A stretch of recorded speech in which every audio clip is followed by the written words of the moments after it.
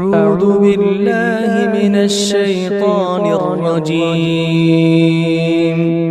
بسم الله الرحمن الرحيم. إن الحمد لله نحمده ونستعينه ونستغفره ونعوذ بالله من شرور أنفسنا ومن سيئات أعمالنا.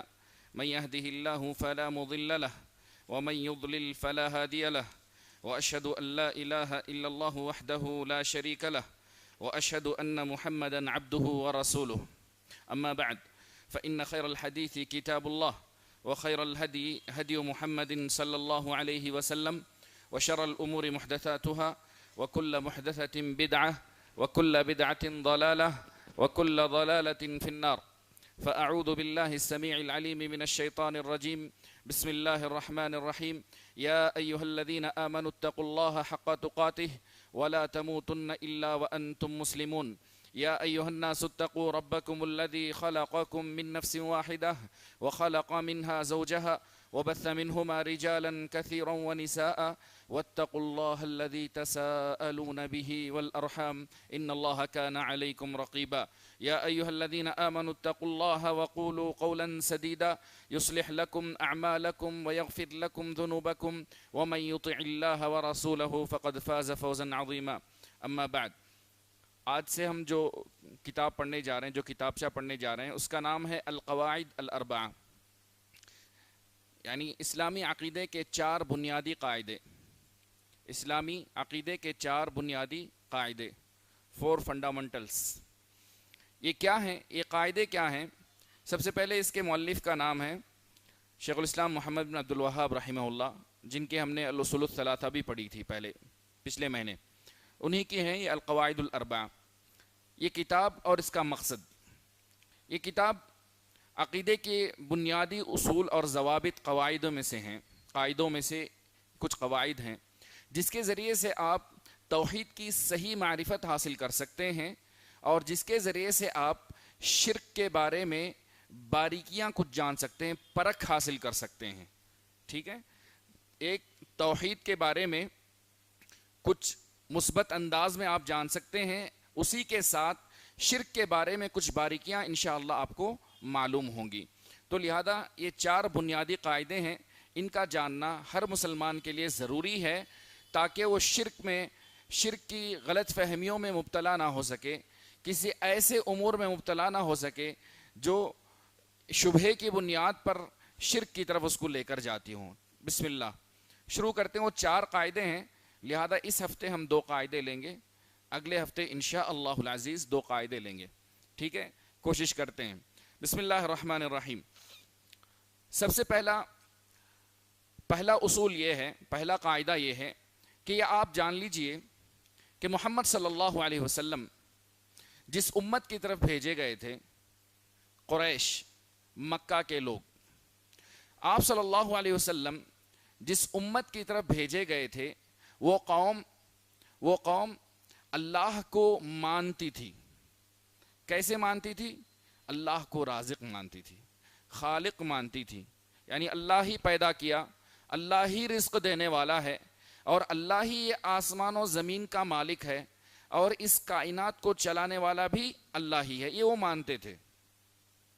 دوبارہ میں کہتا ہوں کہ رسول اللہ صلی اللہ علیہ وسلم جس امت کی طرف بھیجے گئے تھے، کفار قریش یعنی مکہ کے لوگوں کی طرف جہاں بھیجے گئے تھے، وہ قوم مکہ والے اللہ کو مانتے تھے.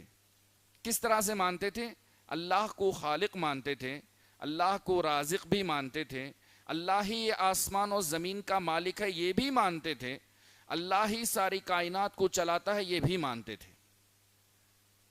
ڈن؟ سمجھ میں آ گئی بات؟ پھر بھی اللہ نے انہیں مشرک کیوں قرار دیا؟ جب وہ اللہ کو خالق مانتے، رازق مانتے، مالک مانتے، سب مانتے، تو پھر بھی اس اللہ نے انہیں مشرک کیوں قرار دیا؟ اور رسول اللہ صلی اللہ علیہ وسلم کی زبانی انہیں مومن نہیں کہا گیا جب تک کہ وہ توحید الوہیت کا بھی اقرار کریں، اللہ کو اکیلا معبود مانیں. اسی لیے اللہ نے کہا اجعل الآلہۃ الہا واحدا ان ھذا لشیء عجاب. سارے معبودوں کو چھوڑ کر ایک معبود کی پوجا کریں، عبادت کریں، یہ نہیں ہو سکتا۔ مشرکین مکہ اللہ کو خالق مانتے تھے، رازق مانتے تھے، مالک مانتے تھے، یعنی توحید ربوبیت کا اقرار کرتے تھے، لیکن توحید الوہیت کا اقرار نہیں کرتے تھے۔ تب بھی اللہ نے انہیں مشرک گردانا، کافر گردانا، اور اللہ نے کہا کہ جب تک وہ توحید الوہیت کا اقرار نہیں کرتے تب تک وہ مسلمان نہیں کہلائیں گے اور ان کے جان و مال اس وقت تک محفوظ نہ ہوں گے۔ آئیے قرآن مجید کہتا ہے، یعنی میری بات سمجھ میں آ گئی آپ لوگوں کے؟ 12 کہتا ہوں میں، آپ کی ہاں تھوڑی کمزور ہے۔ اللہ آپ سب لوگوں کو سلامت رکھے، مجھے اور آپ کو جنت الفردوس میں اکٹھا رکھے، آمین۔ مشرکین مکہ نے توحید ربوبیت کا اقرار کیا، ان کا یہ اقرار کرنا انہیں اسلام میں داخل نہیں کیا، وہ مسلمان نہیں ہوئے۔ توحید ربوبیت کے اقرار کرنے سے وہ مسلمان نہیں ہوئے۔ جیسے قرآن مجید کہتا ہے سورہ یونس آیت نمبر 30.1 سورہ یونس میں اللہ رب العزت نے ارشاد فرمایا، بسم اللہ الرحمن الرحیم، قل من يرزقكم من السماء والارض ام من يملك السمع والابصار ومن يخرج الحي من الميت ويخرج الميت من الحي ومن يدبر الامر فسيقولون الله فقل افلا تتقون۔ کون ہے؟ اللہ نے فرمایا سورہ یونس کی آیت نمبر 31 میں، کون ہے جو تمہیں آسمان اور زمین سے رزق پہنچاتا ہے، روزی روٹی دیتا ہے؟ آیا وہ کون ہے جو کانوں اور آنکھوں پر پورا اختیار رکھتا ہے؟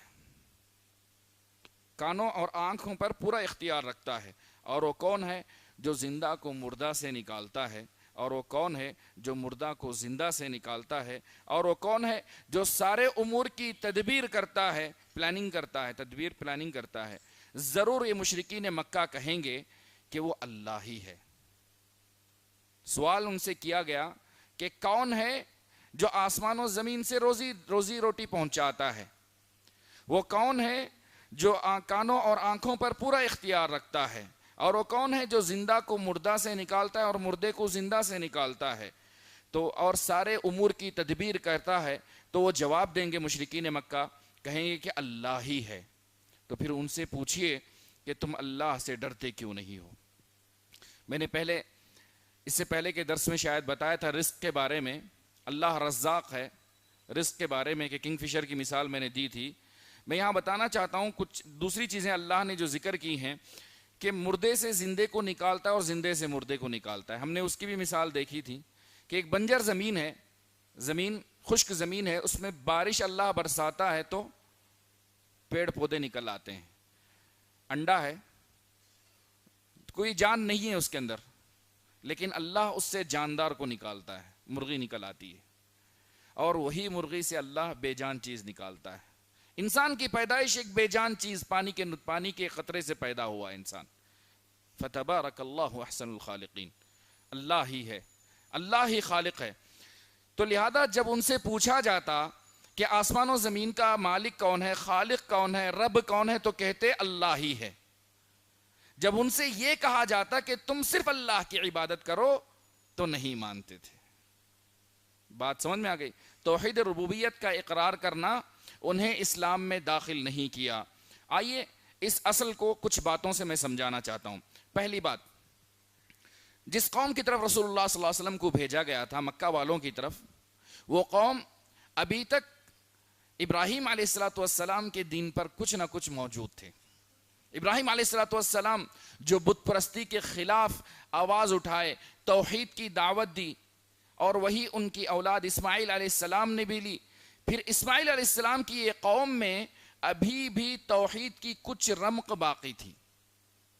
تو لہذا آپ یہ تعجب نہ کریں کہ ان کو اللہ کی معرفت کیسے تھی، حالانکہ وہ بت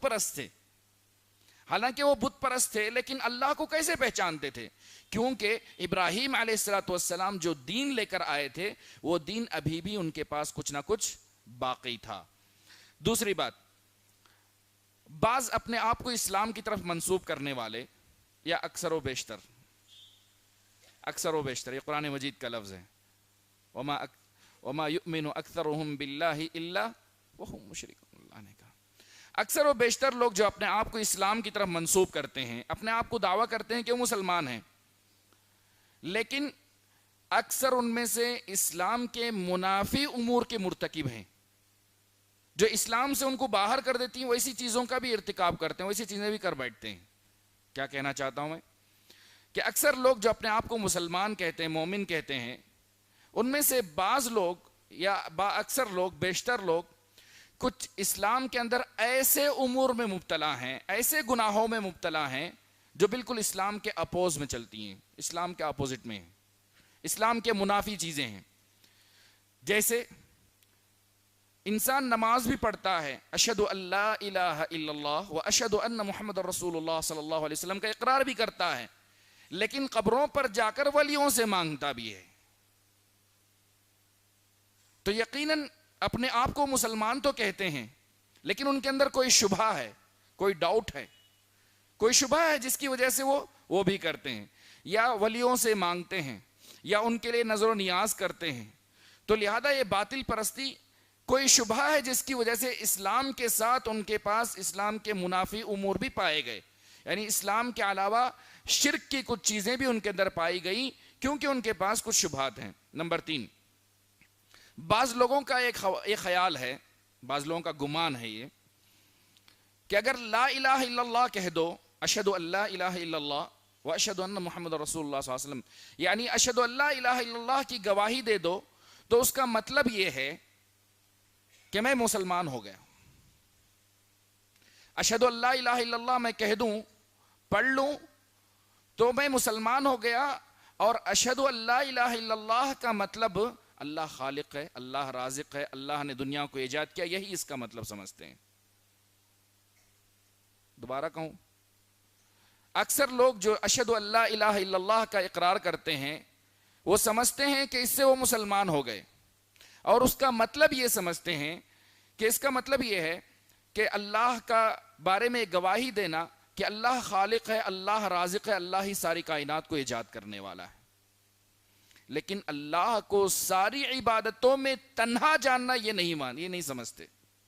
یہ ضروری ہے، یہ بھی ضروری ہے۔ آئیے، لہذا ابھی جو باتیں میں نے 3 چیزیں بتائیں، سب سے پہلے رسول اللہ صلی اللہ علیہ وسلم کو جس قوم کی طرف بھیجا گیا تھا، وہ دین ابراہیمی پر ابھی بھی باقی تھے، ملت ابراہیمی پر ابھی باقی تھے، ان کے اندر اسلام کی حنیفیت کی کچھ رمق باقی تھی، اس وجہ سے وہ اللہ کو خالق، رازق، مالک جانتے تھے، لیکن صرف ایک اللہ کی عبادت نہیں کرتے تھے، اس لیے اللہ نے ان کو مسلمان نہیں گردانا اور ان کا مسلمان ہونا نہیں مانا، کہا کہ تم ابھی مسلمان نہیں ہوئے، اور رسول اللہ صلی اللہ علیہ وسلم وہی دعوت لے کر آئے۔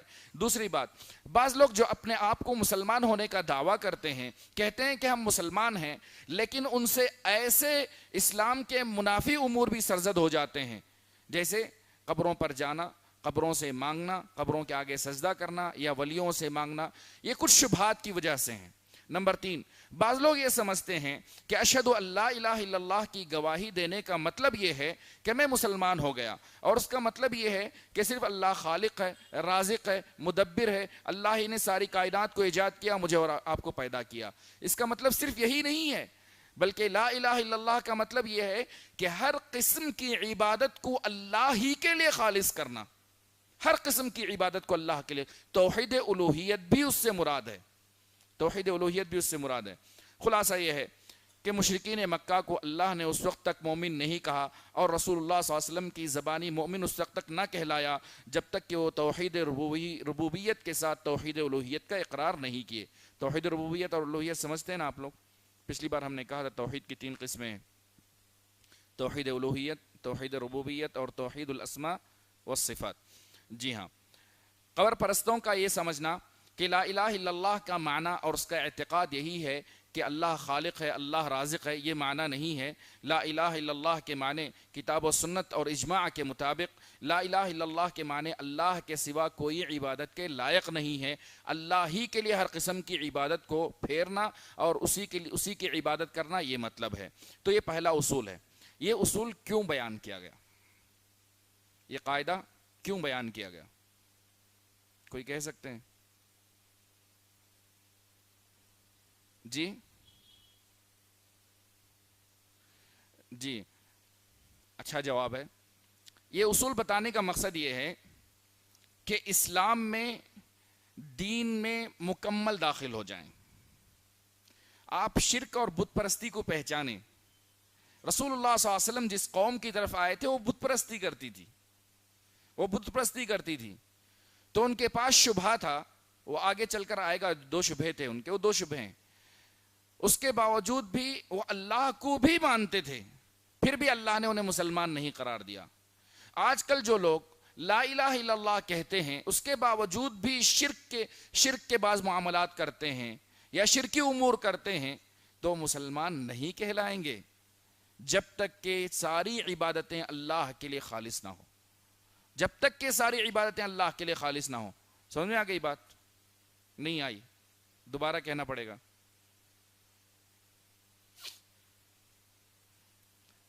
اگر یہ بات ہے کہ آپ نے کھانا نہیں کھایا تو میں نے بھی نہیں کھایا ہے.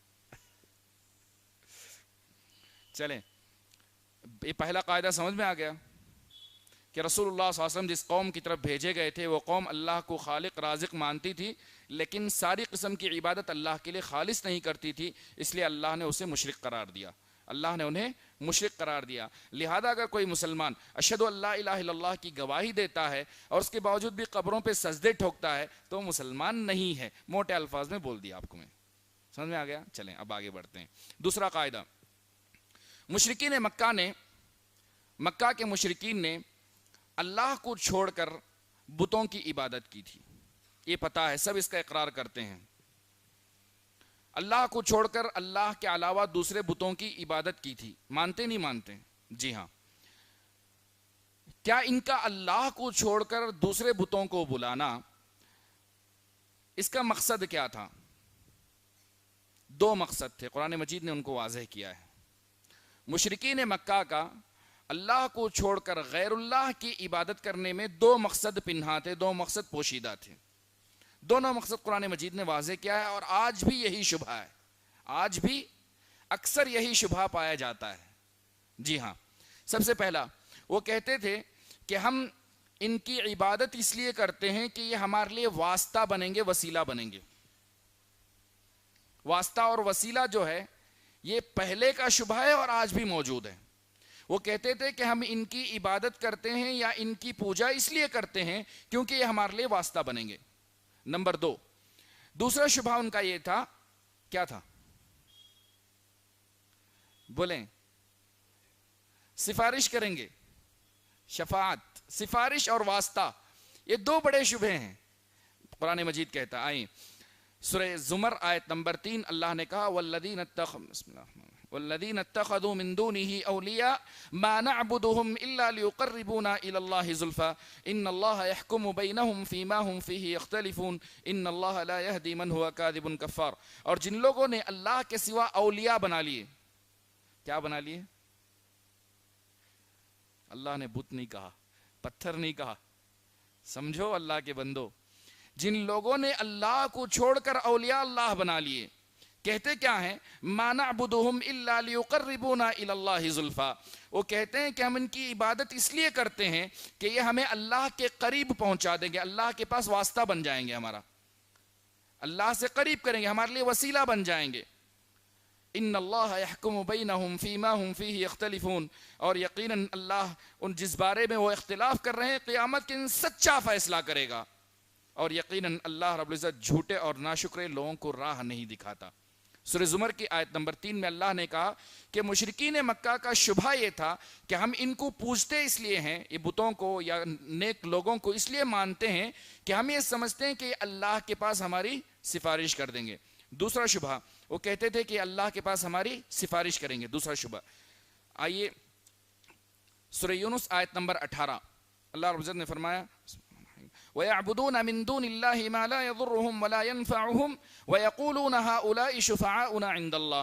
اور یہ لوگ اللہ کے سوا ایسی چیزوں کی عبادت کرتے ہیں جو نہ ان کو نفع پہنچا سکتی ہیں نہ نقصان پہنچا سکتی ہیں، اور کہتے ہیں کہ یہ اللہ کے پاس ہمارے سفارشی ہیں، نہ نفع پہنچا سکتے ہیں نہ نقصان پہنچا سکتے ہیں. یہاں 2-3 باتیں ہیں، یہ مسئلہ سمجھنا بہت ضروری ہے. یہ مسئلہ سمجھنا ضروری ہے. ہمیشہ سے میں اپنے وقت سے آگے بڑھ جاتا ہوں لیکن مجھے معاف کر دیں. لیکن یہ مسئلہ بہت ضروری ہے. اگر آدھا سمجھا پایا میں تو انشاءاللہ آدھا اگلی بار سمجھاؤں گا, لیکن ضروری ہے سمجھ لیں. سب سے پہلے عربوں کے نزدیک بت پرستی بہت زیادہ رائج تھی. عربوں کے نزدیک بت پرستی بہت زیادہ رائج تھی, عام ہو چکی تھی. اتنی زیادہ کہ ان میں سے بعض اپنے اپنے گھروں میں اپنے بت رکھا کرتے تھے. یہ نارمل نہیں ہے. انڈیا ہم جہاں رہتے ہیں یہ تو آپ کے لیے زیادہ تصور کی بعید نہیں ہے.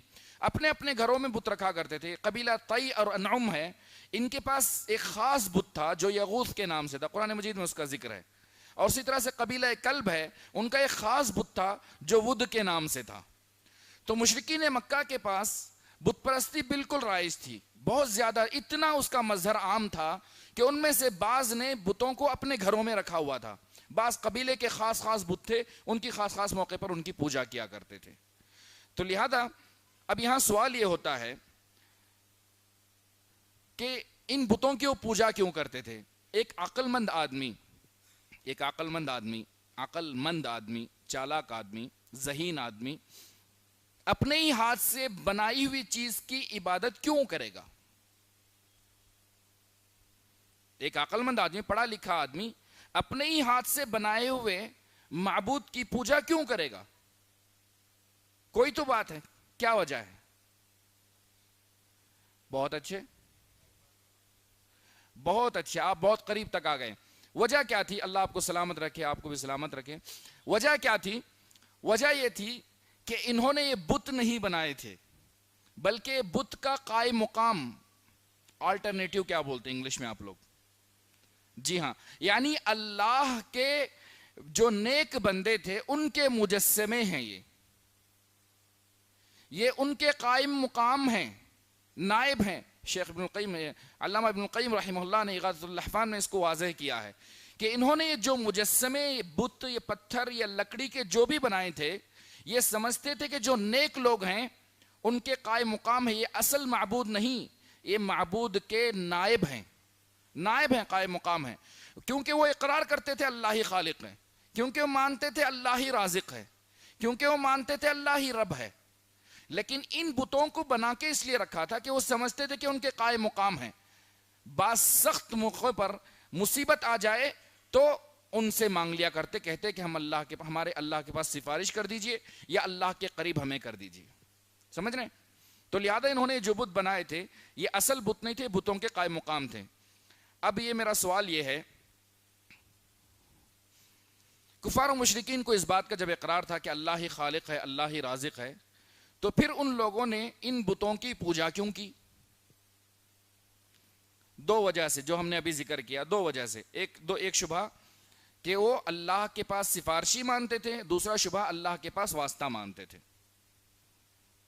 میں دوبارہ اس بات کو شروع سے کہتا ہوں. دوسرا قاعدہ یہ ہے کہ رسول اللہ صلی اللہ علیہ وسلم کو جس امت کی طرف رسول بنا کر بھیجا گیا تھا, وہ قوم رسول اللہ صلی اللہ علیہ وسلم کی قوم اللہ کو خالق رازق تو مانتی تھی, اللہ کو مدبر تو مانتی تھی, لیکن اپنے بتوں کی پوجا میں وہ یہ کہتے تھے کہ ہم ان کی عبادت اس لیے کرتے ہیں کہ یہ ہمارے لیے اللہ کے پاس واسطہ بن جائیں گے, یا نمبر 2 اللہ کے پاس سفارش کریں گے.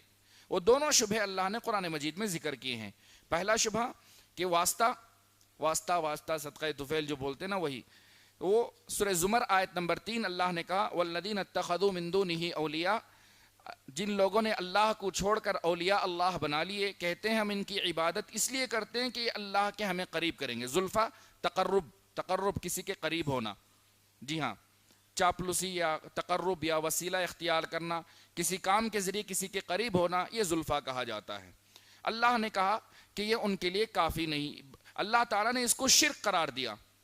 اللہ کو چھوڑ کر کسی اور سے کوئی چیز وسیلہ مانگا جائے تو یہ شرک ہے. دوسری چیز انہوں نے کہا کہ سفارش, شفاعت مانگنا, اللہ کو چھوڑ کر کسی اور سے سفارش مانگنا, یہ کہنا کہ ہم ان کی عبادت اس لیے کرتے ہیں کہ یہ اللہ کے پاس ہمارے سفارشی بنیں گے. یہ 2 شبہے تھے. ان 2 شبہوں کا میں نے خلاصہ کچھ اس طرح کیا تھا کہ سب سے پہلی بات, عربوں کے پاس بت پرستی زیادہ رائج ہو گئی تھی, حتیٰ کہ انہوں نے اپنے گھروں میں بت بنا کے رکھے تھے. نمبر 2,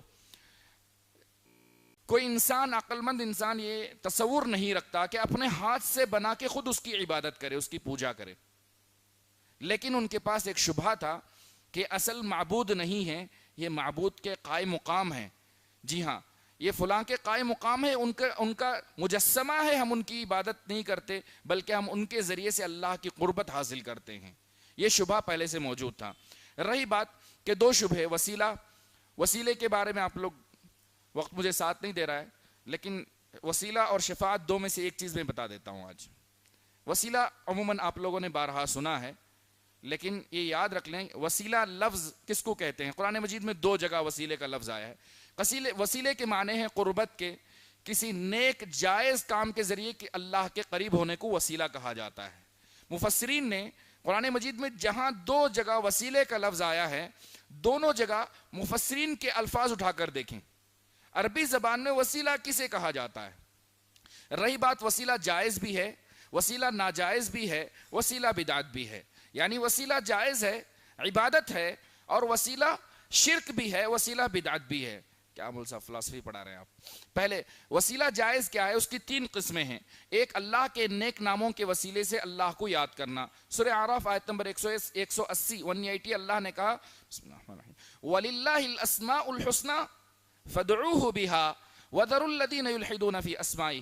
اللہ کے نیک نام ہے، مبارک نام ہے، تم ان کے ذریعے اللہ کو بلاؤ. اور اسی لیے رسول اللہ ترمذی اور ابن ماجہ کی روایت ہے کہ ایک مرتبہ رسول اللہ صلی اللہ علیہ وسلم نے ایک آدمی کو کہتے ہوئے سنا اللہم انی اسألک بانی اشہد انک انت اللہ لا الہ الا انت الاحد الصمد الذی لم یلد ولم یولد ولم یکن لہ کفوا احد. جب ایک آدمی کو رسول صلی اللہ علیہ وسلم نے کہتے ہوئے سنا اے اللہ میں گواہی دیتا ہوں کہ تیرے سوا عبادت کے کوئی لائق نہیں ہے، تو اکیلا ہے، بے نیاز ہے، نہ تو نے جنا ہے نہ جنا گیا ہے، اور تیرے علاوہ کوئی کارساز نہیں، تیرے برابر کوئی نہیں ہے. جب اس نے یہ بات کہی تو رسول اللہ صلی اللہ علیہ وسلم نے فرمایا سأل اللہ باسمہ الذی، اللہ سے اس نے مانگے اللہ کے اسم اعظم سے. جب بھی کوئی انسان اللہ کے اس نام سے اللہ کو پکارے تو اللہ اس کی دعا قبول کرتے ہیں، اللہ سے مانگے تو اللہ عطا کرتے ہیں. ابن ماجہ اور ترمذی کی صحیح سند کے ساتھ منقول روایت ہے. حاکم کی روایت ہے کہ رسول اللہ صلی اللہ علیہ وسلم نے فرمایا یا حی یا قیوم برحمتک استغیث.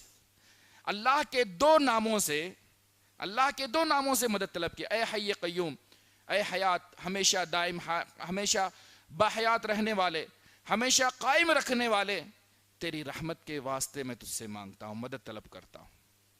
اللہ کے نیک ناموں کے ذریعے اللہ سے مانگنا. اے اللہ تو رزاق ہے، مجھے رزق حلال عطا فرما. اے اللہ تو غفور رحیم ہے، ہماری بخشش فرما. اے اللہ تو مالک ہے، رازق ہے، خالق ہے. اے اللہ تمہارے اخلاق کی، ہمارے دین کی حفاظت فرما. اللہ کے نیک ناموں کے وسیلے سے اللہ کو یاد کرنا. نمبر 2، اپنے نیک اعمال کے وسیلے سے دعا کرنا. وہ کیسے؟ وہ یہ ہے کہ انسان کا سب سے بہترین عمل کون سا ہے؟ ایمان ہے، توحید اور ایمان ہے، اللہ پر ایمان لانا. اگر انسان یہ کہے کہ اے اللہ میں صرف تجھ پر ایمان لاتا ہوں، صرف تیرے رسول کی پیروی کرتا ہوں اور تیرے رسول کی اطاعت کرتا ہوں، لہذا اس بدولت مجھے معاف فرما. سورہ آل عمران آیت نمبر 53 اللہ نے فرمایا ربنا آمنا بما انزلت واتبعنا الرسول فاكتبنا مع الشاہدین. ربنا آمنا بما انزلت واتبعنا الرسول فاكتبنا مع الشاہدین.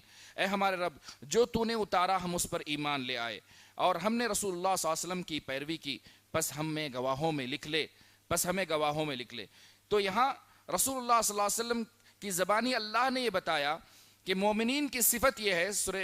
اسی سورہ آل عمران کی آیت نمبر 16 میں اللہ نے کہا الذین یقولون ربنا اننا آمنا فاغفر لنا ذنوبنا. مومن نیک بندے وہ ہیں جو اللہ سے کہتے ہیں اے پروردگارا ہم تجھ پر ایمان لے آئے، لہذا اس بدولت ہمیں معاف فرما. آسان سے مثال دوں، ابراہیم اور اسماعیل علیہ السلام نے کعبے کی بنیادیں اٹھائی تو کیا دعا کی؟ ربنا تقبل منا. نیک اعمال کے بعد دعا کریں اللہ کے بندو. ہم فرض نمازوں کے بعد اٹھ کر بھاگ جاتے ہیں، بات کہیں اور نکل جاتی. فرض نمازوں کے بعد اٹھ کر بھاگ جاتے ہیں، ٹھیک ہے.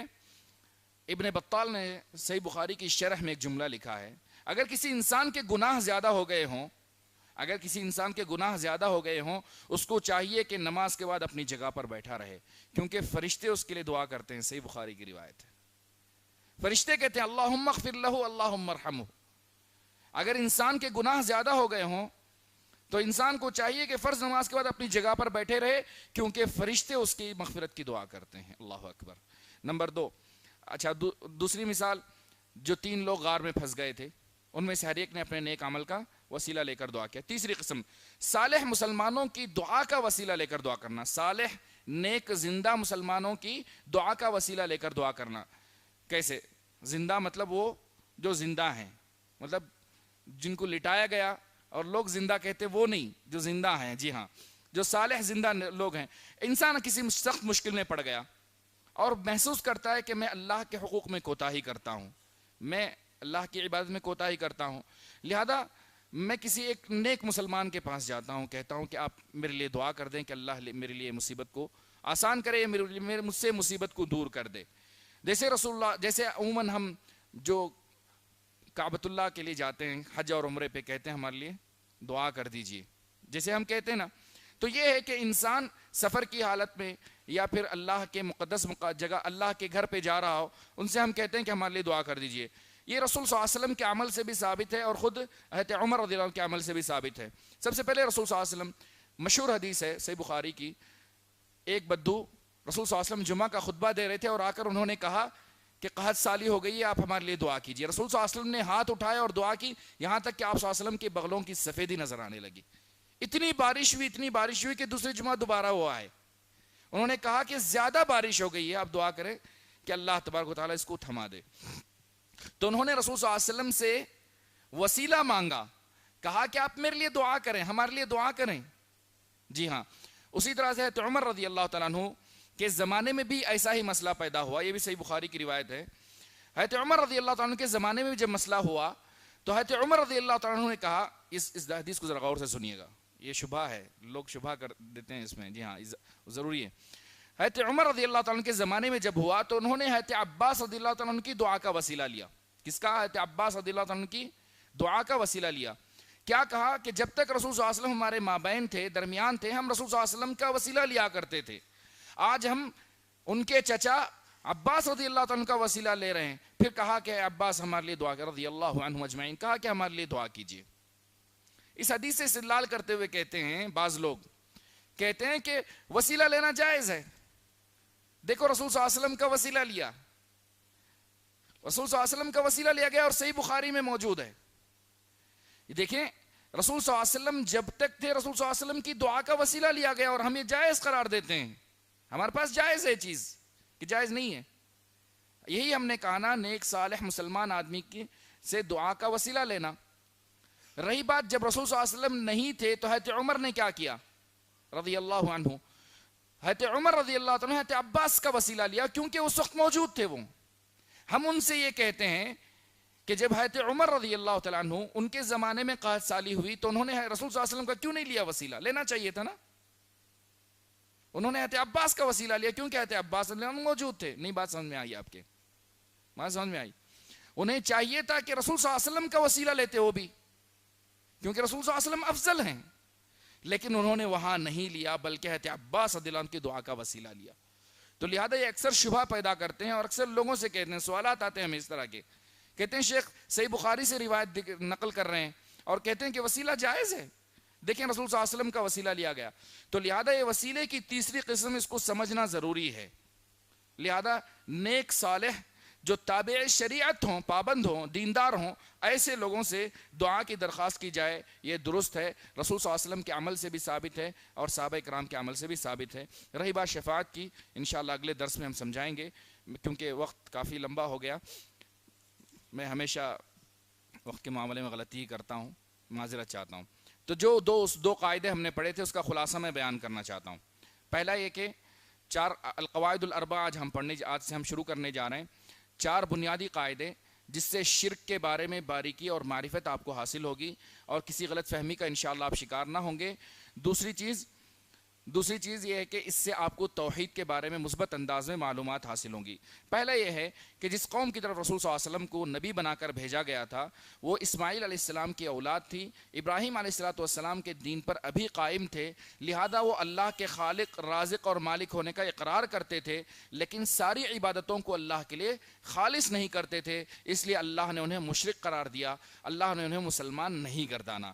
لہذا جو بھی شخص لا الہ الا اللہ کا اقرار کرے، نماز پڑھے، اس کے باوجود بھی اسلام کے منافی امور کا ارتکاب کرے تو مسلمان نہیں کہلائے گا۔ اسلام کے منافی امور یعنی شرک جیسے معاملات کرے تو ایسے شخص میں وہ مسلمان نہیں کہلائے گا۔ موٹی زبان میں جو شخص لا الہ الا اللہ کہے، مسلمان اپنے آپ کو گردانے، پھر بھی قبروں کے آگے جا کر سجدہ کرے تو مسلمان نہیں کہلایا جائے گا۔ یہی مشرکین مکہ کا رویہ تھا، اس لیے اللہ نے انہیں مسلمان نہیں قرار دیا۔ دوسرا قاعدہ، مشرکین مکہ اللہ کو چھوڑ کر جب بتوں کی پوجا کرتے تھے تو دو مقصد ان کے تھے، دو شبہے تھے ان کے پاس۔ ایک شبہ یہ تھا کہ وہ یہ سمجھتے تھے کہ یہ بت، یہ مورتیاں یا یہ غیر اللہ ان کو اللہ کے قریب کر دیں گے۔ سورہ زمر کی آیت نمبر 3 میں اللہ نے اس کو منشن کیا، واضح کیا۔ نمبر 2، ان کا شبہ یہ تھا کہ یہ اللہ کے پاس ہمارے سفارشی بنیں گے، سفارش کریں گے، شفاعت کریں گے۔ تو اس کو اللہ تعالیٰ نے سورہ یونس کی آیت نمبر 18 میں واضح کیا کہ وہ کہتے تھے کہ یہ اللہ کے پاس ہمارے سفارشی ہیں، اسی وجہ سے ان کی پوجا کرتے تھے۔ سفارش کے بارے میں انشاءاللہ اگلے بار ہم لوگ پڑھیں گے۔ دعا کریں کہ اللہ تبارک و تعالیٰ مجھے اور آپ کو توحید پر قائم رکھے، رسول صلی اللہ علیہ وسلم کی دین خالص پر ہمیں قائم رکھے اور اسی پر ہماری وفات ہو۔ لا الہ الا اللہ محمد رسول اللہ صلی اللہ علیہ وسلم پر ہماری وفات ہو، اور اللہ مجھے اور آپ کو بغیر حساب و کتاب کے جنت میں داخل فرمائے۔ جزاکم اللہ خیرا، والسلام علیکم ورحمۃ اللہ وبرکاتہ۔